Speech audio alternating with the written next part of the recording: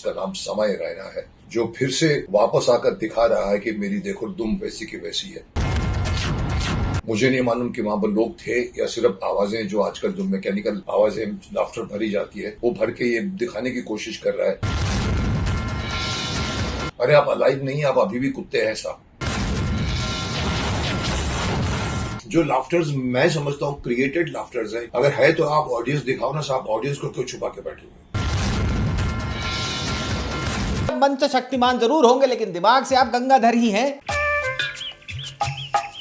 किल्विश भी इनकी बकचोदी देख के कह रहा होगा, लो मैं तो पहले ही कह रहा था, मार देता हूँ इसको, अब बन गया तुम्हारा हीरो पापमणि। एक कहावत मशहूर है, कुत्ते की दुम टेढ़ी की टेढ़ी रहती। हाँ, ये बात तो बिल्कुल सही करी आपने रहीम चाचा। जिन लड़कियों का सेक्स करने का मन करे उनको धंधा करने वाली बोलना। कोई भी लड़की अगर किसी लड़के को कहे कि I want to have sex with you, वो लड़की लड़की नहीं है, वो धंधा कर रही है। ये बोलना कि लड़कियों को घर पे रहना चाहिए, काम पे नहीं जाना चाहिए। औरत का काम है घर संभालना, जो माफ करना मैं कभी कभी बोल भी जाता हूँ कि प्रॉब्लम कहाँ से शुरू हुई है मी टू की भी, कि जब औरतों ने भी काम करना शुरू कर दिया। सोनाक्षी सिन्हा की अपब्रिंगिंग को घटिया बताना। तो मैंने कहा ये कसूर सोनाक्षी का नहीं है, बाप का कसूर है। मैं कहा शक्तिमान अगर होता ना, मैं पकड़ के लाता, बिठाता आज के बच्चों इधर बैठ। हमारे देश की परंपरा ये है, सनातन धर्म ये है। कपिल शर्मा ने आपको टके के भाव नहीं लिया, अपने शो पर बुलाया नहीं तो उसके शो को वल्गर और उसको एरोगेंट बोलना। मतलब मेरे को बुरा नहीं लगता, बट मुझे लगता है कि असभ्य है। कपिल शर्मा का मुझे वो व्यवहार डे वन से एरोगेंस। अपने खुद के महाभारत के को स्टार्स को छिछोरा बोलना। पूरी महाभारत में सब छिछोरे बड़े पड़े। और अब जब समय रैना ये बता रहा है कि कैसे उसकी खुद की और उसके परिवार वालों की जान पे बात बनाई थी, तो उसको कुत्ता बोलना। जिसका नाम समय रैना है, जो फिर से वापस आकर दिखा रहा है कि मेरी देखो दुम वैसी की वैसी है। तो मुकेश जी, इन सारे के सारे सबूतों को मद्देनजर रखते हुए मैं तो इसी निष्कर्ष पे पहुंचा हूं कि हाँ, कुत्ते की दुम टेढ़ी की टेढ़ी ही रहती है। जब कोई बंदा सिखाने के बाद में भी, समझाने के बाद में भी कोई गलत हरकत या गंदी बात हटा नहीं पाता, उसको फिर से वही रिपीट करता है, तब आदमी कहता है कि इसकी तो दुम टेढ़ी की टेढ़ी है। मुकेश जी, खा जाओ कसम अपनी जापानी भेड़ की ऊन से बनी वेलवेट वाली शक्तिमान की पोशाक की, जिसको आए गए दिन आप पहन के अपनी इज्जत का फिक्स डिपॉजिट तोड़ाते घूमते हो, कि ये सारी बकचोदी की पिचकारियां चलाते हुए आपको एक बार तो लगा होगा कि यार कहीं ये मैं बोल तो रहा हूं लेकिन लोगों को ये सुन के ये ना लगे कि मैं अपनी तो बात नहीं कर रहा। एक बार लगा तो होगा मुकेश जी कि आईने के सामने खड़े हो। देखिए बहुत सारे एंगल्स हैं उसके।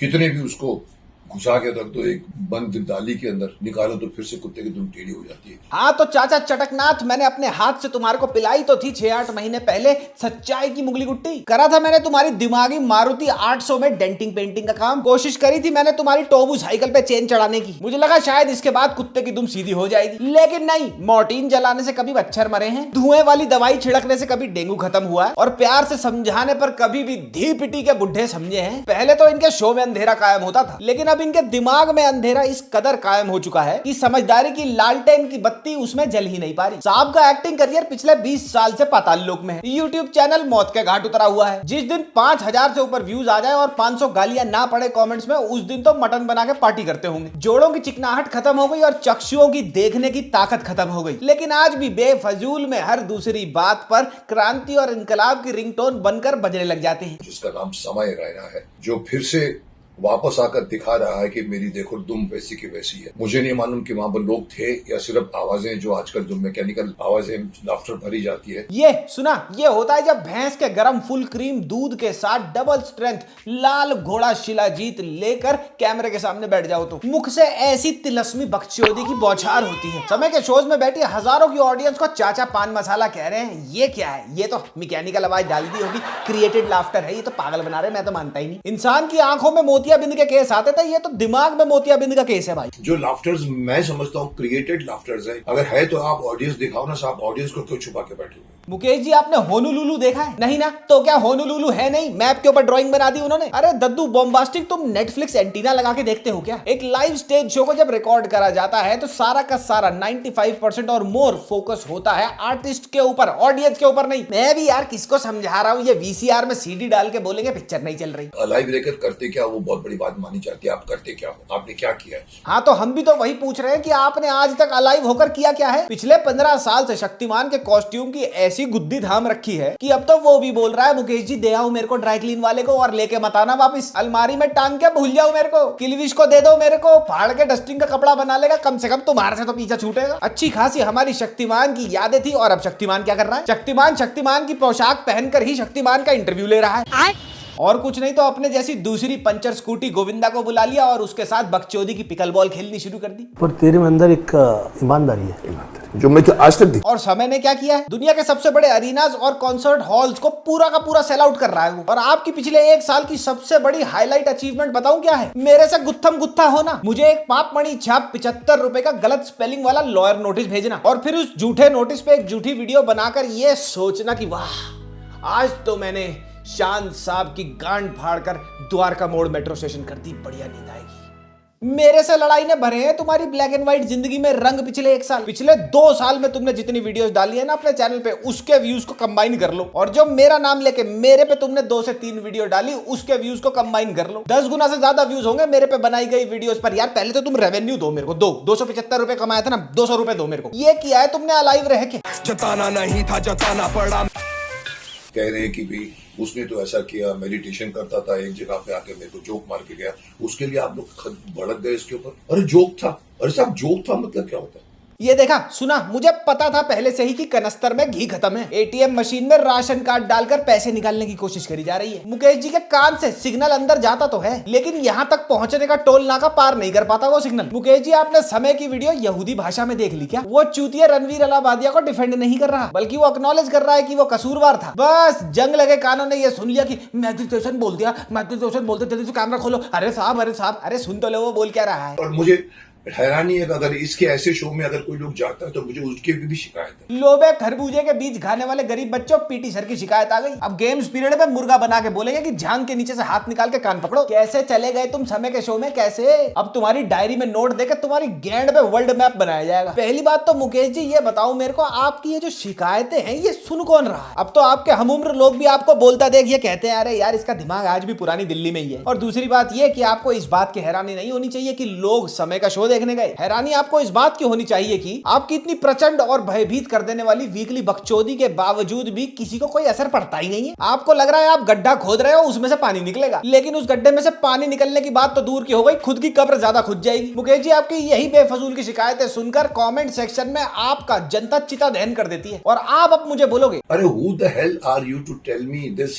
आपको अच्छे से पता है मैं कौन हूं मुकेश जी। मैं वही पाप मणि हूं जो प्रकट नहीं होना चाहती थी लेकिन उसको आपने मजबूर किया प्रकट होने के लिए, क्योंकि शक्तिमान की बकचोदी का पानी अब सर के ऊपर से निकल चुका है साहब। तो चलिए मुकेश जी अब जल्दी से बता दीजिए कि मैं कौन हूं, फिर मेरे को आपका मेमोरी कार्ड भी फॉर्मेट करना है। मिस्टर शैन क्या प्रेशर। और ये है ऑनेस्टली सेइंग।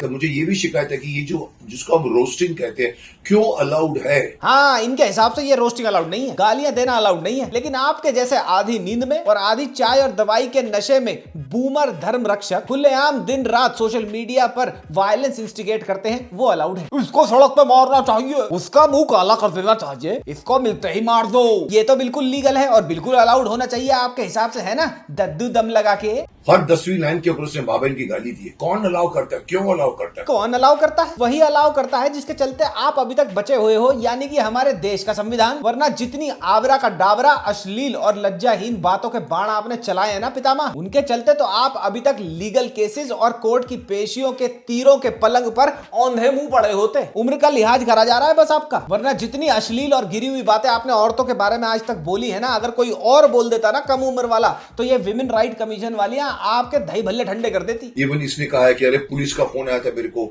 आप अपने सारे शो बंद कर दीजिए। वो बोलता मैंने बोला कि मैं क्यों बंद करूं, मैं एक डेमोक्रेटिक कंट्री में रह रहा हूँ। हाँ सही तो बोल रहा है वो, क्यों बंद करेगा वो शो? क्या इलीगल कर दिया उसने उस शो में? शो उसको इसलिए बंद करना पड़ गया क्योंकि आज भी हमारे देश में आप जैसे पढ़े लिखे गवार सो कॉल्ड धर्म और संस्कृति के रक्षक बैठे हुए हैं जिनको इस उम्र में मुहैया हो गया है इंटरनेट और वो भी अनलिमिटेड। काम धंधा करने के लिए कुछ है नहीं तो सुबह चाय पीने के बाद चलो चलते हैं धर्म और संस्कृति को बचाने सोशल मीडिया पर। अपनी खुद की सारी जवानी और इनफैक्ट अभी भी गालियां देते होंगे खूब, लेकिन अब और किसी जवान आदमी ने गाली कैसे दे दी? अभिव्यक्ति के आजादी का मतलब ये नहीं है कि आप दूसरों को हर्ट करें। लो भाई, उल्टा चोर कोतवाल को डांटे। अब फटी जुराब बोलेगी कि जूता ठीक नहीं है। और जो अब हर दूसरी जगह जाकर औरतों को रिले नहीं बनानी चाहिए, औरतों को घर से बाहर निकल के काम नहीं करना चाहिए, समाज में प्रॉब्लम ही तभी शुरू हुई जब औरतें काम करने लगी, ये सब बोलते हो, ये हर्टफुल नहीं है। बड़ी बड़ी औरतें अपने घर की बाहर बैठ के रील बना रही होती हैं, उसको मैं रोकना चाहता हूँ। लड़कियों के अगर सेक्सुअल डिजायर है तो आपके हिसाब से वो धंधा करने वाली है, ये हर्टफुल नहीं है। कोई भी लड़की अगर किसी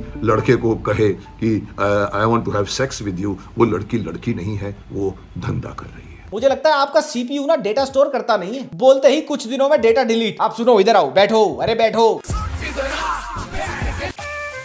एक बार फिर से गैलेंटामाइन और रिवास्टिगमाइन लिख के दे रहा हूं, रात को सोने से पहले ले लेना इसे। लेकिन साहब शक्तिमान तो ऐसे बोल रहे हैं जैसे पता नहीं क्या बना दिया हो। सुपरमैन की फ्रेंची का इलास्टिक है शक्तिमान, और वो भी ढीला। आप और आपका वो मूर्ख राइटर दोनों ने सामूहिक चोरियां नहीं, सामूहिक डकैतियां करी हैं सुपरमैन के कैरेक्टर से और सुपरमैन की कहानियों से। वहां से चुरा चुरा के बना दिया शक्तिमान। देखो शक्तिमान शक्तिमान, अरे ठंडा पानी पिलाओ इन्हें कोई। फिर भयंकर बकचोदी चल रही है, माथे से पसीना निकल रहा है, लेकिन एकदम ही फोन बज जाता है बीच में वीडियो के। कौन था उस जमाने में शक्तिमान को पता है कौन था उस जमाने में?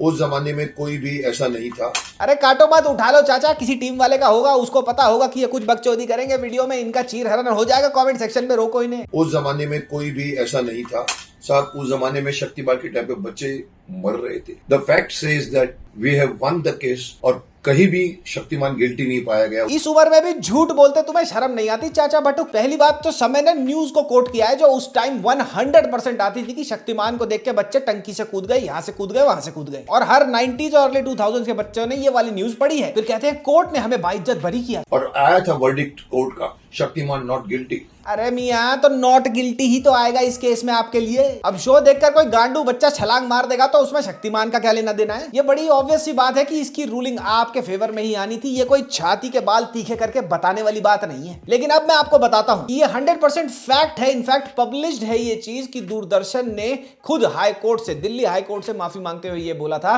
कि बहुत सारी कंप्लेंट्स आई हैं और इसी के चलते हम दूरदर्शन से शो को विड्रॉ कर रहे हैं, सस्पेंड कर रहे हैं। सबूत लाया हूं मैं, आर्टिकल लाया हूं, इसका पढ़ के बता देता हूं। आपकी तरह नहीं है कि भैया रिवाइटल के जोश में मुंह फाड़ दिया। दूरदर्शन ने आज दिल्ली उच्च न्यायालय को यह सूचित किया कि उसने लोकप्रिय धारावाहिक शक्तिमान को समाप्त करने का फैसला तभी किया जब इस कार्यक्रम का बच्चों पर विपरीत असर पड़ने की तमाम शिकायतें उसे प्राप्त हुई। ढन ढन ढन। मुकेश जी क्या हुआ? मुकेश जी फट गया दूध, निकल गई मलाई। इनको लगा 20 साल पुरानी न्यूज़पेपर में प्रिंट हुई न्यूज किसको मिलेगी। मुकेश जी जानते नहीं हो आप मुझे, मैं पिछवाड़े में बियर की बोतल लगा के खोल देता हूँ। मैं आपके ऊपर चाहूं तो कोर्ट केस कर सकता हूं, डिफेमेशन के केस में। लेकिन एक तो यार ये कोर्ट केस, डेफेमेशन का केस कर दूंगा, एक नोटिस तो मेरे को तुम्हारे से ठीक से भेजा नहीं गया, लेकिन कोर्ट केस के पेटीकोट के नाड़े खींचते रहते हो बैठे बैठे। आज तक आपने जो मुझे फर्जी लॉयर से बनवा के फर्जी लॉयर नोटिस भेजा था, जिसको आपने दुनिया को बताया था कि ये लीगल नोटिस है, मेरी लीगल टीम ने उसका लीगली रिप्लाई किया, उसका आज तक मुझे रिप्लाई बैक तो आया नहीं। अब एक और कोर्ट केस की धमकी। आपके इसी चुतियापे के चलते आपके लॉयर भी आपको सीरियसली नहीं लेते, और कोर्ट तो हमारे सारी खाली बैठे हैं।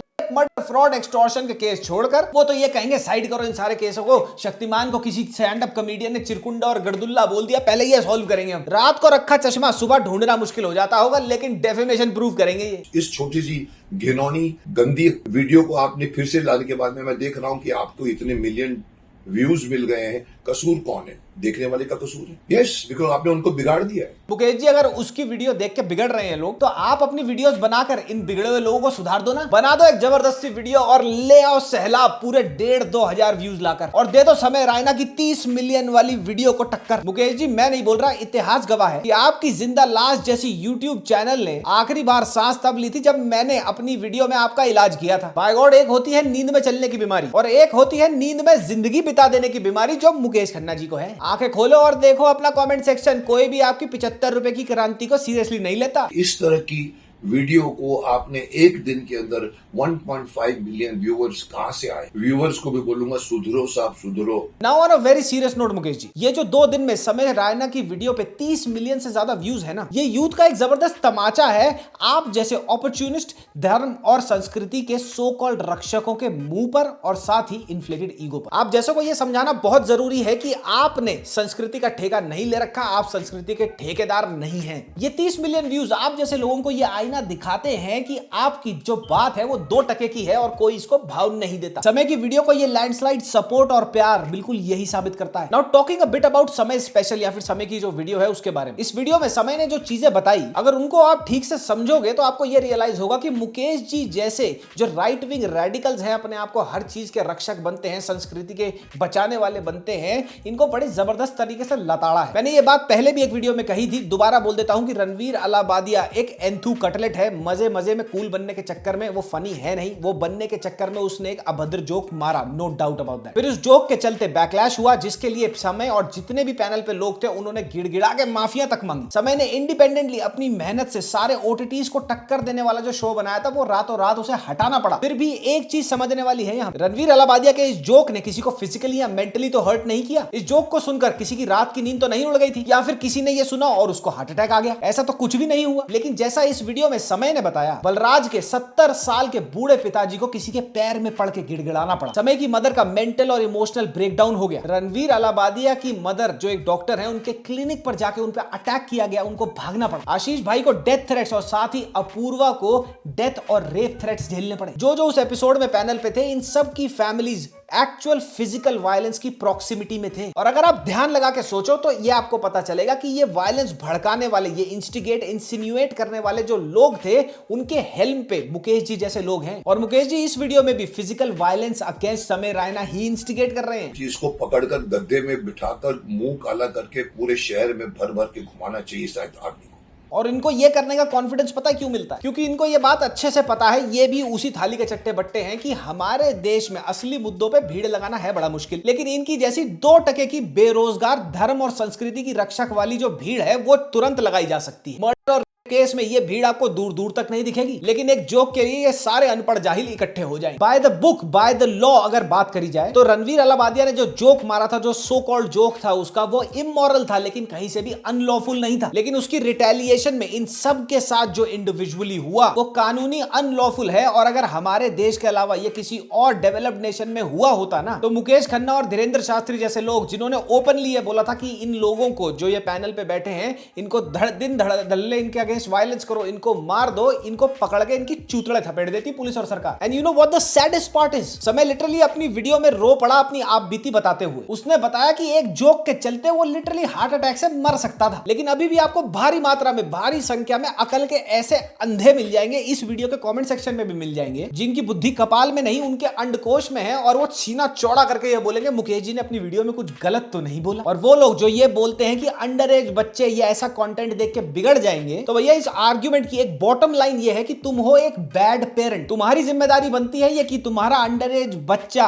क्या देख रहा है, क्या नहीं देख रहा, उसके पास इंटरनेट है, क्या एक्सेस है उसके पास इंटरनेट का, कितना है, क्या उसका स्क्रीन टाइम है, और क्या तुमने चाइल्ड लॉक्स लगा रखे हैं उसके डिवाइसेस पर। एक बच्चे का ठेका एक समाज नहीं लेता, लेकिन एक बच्चे का ठेका एक पेरेंट लेता है हमेशा। लेकिन रिस्पॉन्सिबल पेरेंटिंग करने से अच्छा, अपने गिरेबान में झांक के देखने से अच्छा क्या है दूसरे की गिरेबान में झांक के आउटरेज करना किसी बात पर, वो ज्यादा आसान है देन बीट। तो भैया ये था मेरा कहना मुकेश जी की वीडियो पर। आपका क्या कहना है इस वीडियो पर और मुकेश जी की वीडियो पर और समय रैना की वीडियो पर? है ना, इंसेप्शन चल रही है यहाँ वीडियोस की, तो भैया कमेंट सेक्शन में वो कमेंट करते जाना। मैं बढ़िया काम कर रहा था 3 बड़ी वीडियोस पे, 2 उसमें से ट्रू क्राइम है, आपको ऐसा ऐसा दिखाऊंगा शिल्पा शेट्टी और राज कुंद्रा के क्या क्या स्कैम थे, और साथ ही उसके बाद सलमान खान और बाकी खान कैसे इररेलेवेंट हो रहे हैं इंडस्ट्री में, इस पे भी हम डीप डाइव करने वाले हैं। ये सब मैं कर रहा था, वही वीडियो आज आनी थी, लेकिन मुकेश जी ने फिर चटाई बिछा ली अपनी। अब उन्होंने चटाई बिछाई है तो मेरे को वहां जाके मूंग तो दलनी पड़ेगी ना, तो वो मैंने कर दिया। तब तक के लिए अगली वीडियो में मिलते हैं। मामा मियां लजाने पप्पी, बाय बाय।